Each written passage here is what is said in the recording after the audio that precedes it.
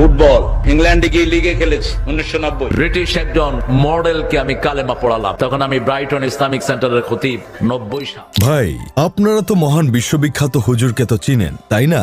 উনি হচ্ছে সেই হুজুর যিনি 1990 সালে ইংল্যান্ড লিগে খেলছে। তিনি বিমান বা হেলিকপ্টারে যাতায়াত করার চেয়ে রকেটে যাতায়াত করতে বেশি পছন্দ করেন। তিনি রকেটে করে একবার নাসা ভ্রমণ করেছিলেন। তিনি আমাদের দেশের একমাত্র হুজুর যিনি অক্সফোর্ড ইউনিভার্সিটিতে 3 বার শ্রেষ্ঠ শিক্ষক হিসেবে নির্বাচিত হয়েছেন, কিন্তু তার পরিবার এই খবর এখনো জানে না।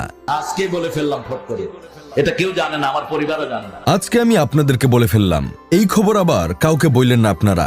1990 সালটা ছিল তার জন্য বিশাল বরকতের বছর, কেননা তিনি একই বছরে অক্সফোর্ড ইউনিভার্সিটিতে শ্রেষ্ঠ টিচার হওয়ার পাশাপাশি ইংল্যান্ড লিগে খেলেছে।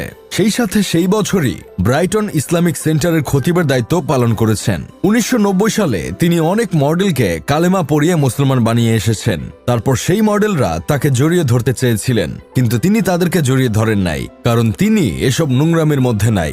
একবার চিন্তা করে দেখেছেন 1990 সালে তিনি কতগুলো কাজ করতেন? একসাথে এতগুলো দায়িত্ব পালন করা কি আপনারা চারটিখানি কথা ভাবছেন নাকি? আপনাকে তো খেলার মাঠে ছেড়ে দিলে পরের দিন আর ভার্সিটিতে যেতে পারবেন না, আবার খতিবের দায়িত্ব কিভাবে সামলাবেন? তার সাথে ডোনাল্ড ট্রাম্প দেখা করতে চেয়েও দেখা করতে পারেনি। এই জন্য ট্রাম্প একবার কান্নায় ভেঙে পড়েছিলেন।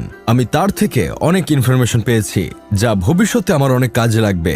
আপনিও শুনে রাখুন, আপনারও কাজে লাগতে পারে। আমি তার মাধ্যমে জেনেছি ট্রাম্পের পূর্বপুরুষ মুসলমান ছিল, তারা সিরিয়ায় বসবাস করত। ট্রাম্পের কথা হাদিসে এসেছে। ট্রাম্পের আরবি শব্দ হচ্ছে টেরাম। রানী এলিজাবেথ নবীর বংশধর ছিলেন। যদিও এসব কথা শোনার পর নাউজুবিল্লাহ বলা ফরজ হয়ে যায়, তারপরেও তার থেকে আমি এগুলোই শিখেছি। তার সাথে আইফোন কোম্পানির মালিক বেলগ্রেডের সাথে দেখা হয়েছিল, তবে আমি আইফোনের মালিক অন্য কাউকে জানতাম, হয়তো আমি ভুল জানতাম। এমনকি স্যামসাং এর মালিক মিস্টার স্যামসাংয়ের সাথেও তিনি দেখা করে তার মাথায় নিজে টুপি দিয়ে দিছিলেন। স্যামসাং কোম্পানির মালিক আমাকে দাওয়াত করলেন, মিস্টার স্যামসাং। কারণ মিস্টার স্যামসাং ইংরেজি বাংলা কিছুই বুঝেন না, শুধু কোরিয়ান বুঝে। আবার আমাদের এই মহান হুজুর কোরিয়ান বুঝে না। অনেকদিন আগে ডক্টর ইউনুসকে নিয়ে তিনি বক্তব্য দিয়ে বলেছিলেন, গ্রামে গঞ্জে মহিলাদের বিবস্ত্র করার জন্য সুদের ব্যবসা যিনি পৌঁছে দিয়েছেন তিনিই হলেন ডক্টর ইউনুস। আর এখন ডক্টর ইউনুস দেশের সরকার হওয়ার পর আবার বলতেছেন তিনি তো কথা কম কাজ করে বেশি। তোরে আল্লাহ আরো বরকত দেখ রে ইউনুস ভাই।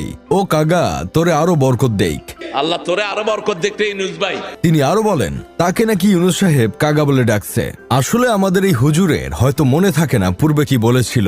তার একটু পূর্বের ওয়াজগুলো নিয়ে স্টাডি করে মাঠে নামা উচিত। আর ওয়াজে ইসলামিক কথার চেয়ে চাপাবাজির কথাই বেশি থাকে। তিনি নাকি সিলেট যাওয়ার পর একবার মসজিদে ঢুকে যাওয়ার পর দেখেছিল সেখানে মসজিদের ইমাম, সেক্রেটারি